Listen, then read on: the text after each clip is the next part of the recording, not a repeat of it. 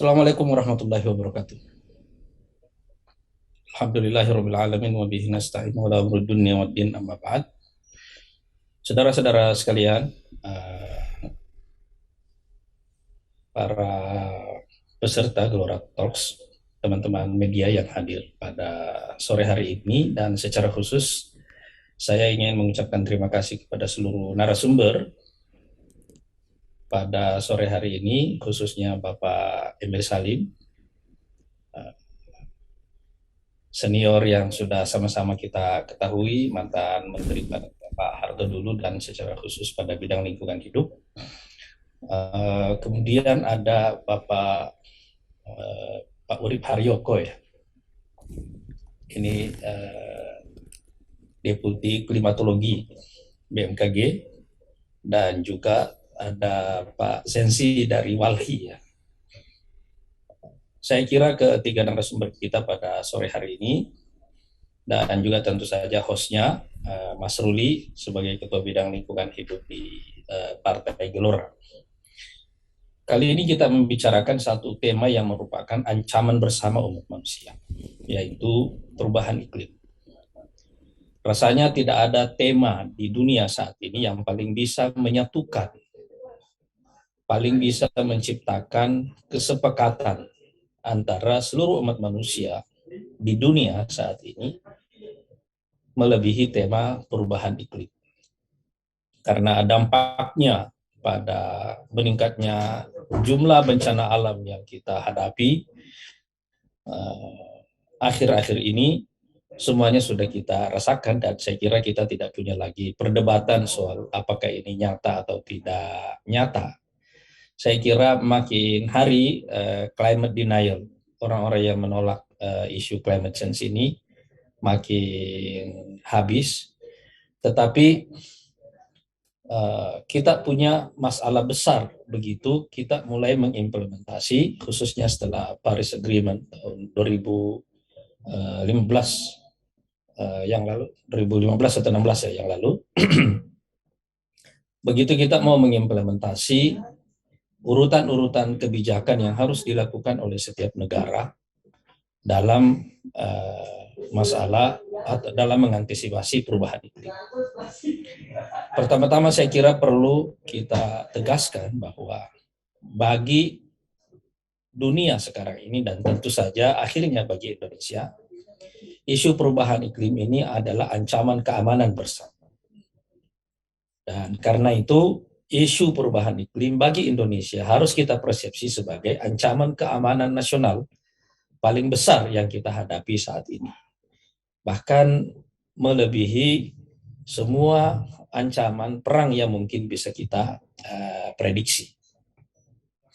Dan tentu saja sebagai negara yang diapit oleh dua samudra besar di bumi ini, Indonesia mempunyai persoalan-persoalan yang berhubungan dengan perubahan iklim yang mungkin lebih spesifik. Kita juga punya wilayah hutan dan terbesar, salah satu yang terbesar di dunia, karena menariknya bahwa 2/3 dari wilayah kita di Indonesia adalah laut, tapi 2/3 dari daratan kita adalah hutan. Dan karena itu kita pasti mempunyai persoalan yang sangat spesifik begitu kita bicara tentang dampak perubahan iklim bagi Indonesia dan bagaimana mengantisipasinya. Saya rasa persoalan terbesar kita adalah begitu kita menurunkan semua langkah-langkah yang harus kita lakukan dalam menghadapi perubahan iklim ini, baik mitigasi maupun adaptasi, adalah bagaimana mengakselerasi transformasi sosial ekonomi.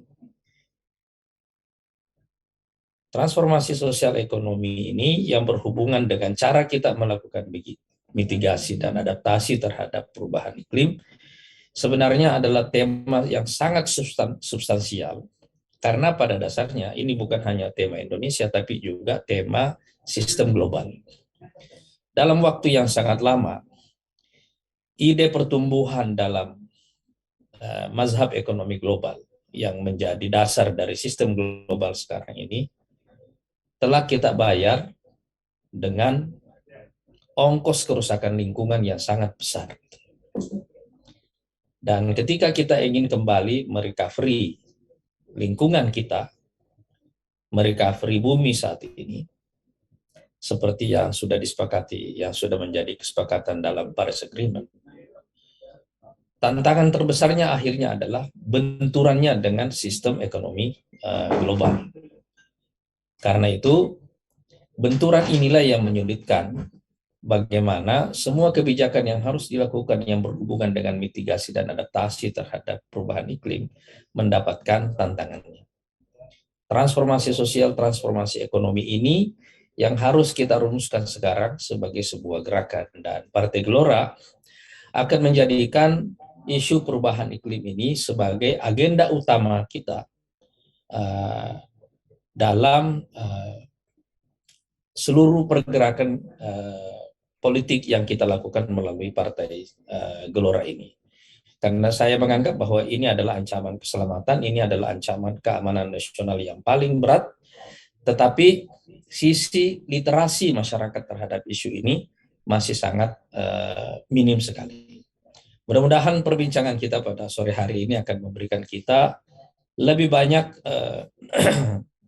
inspirasi tentang bagaimana kita mengelola isu perubahan iklim ini ke dalam sebuah gerakan yang bisa mengakselerasi transformasi sosial ekonomi untuk melakukan mitigasi dan adaptasi terhadap perubahan iklim yang sekarang kita lakukan.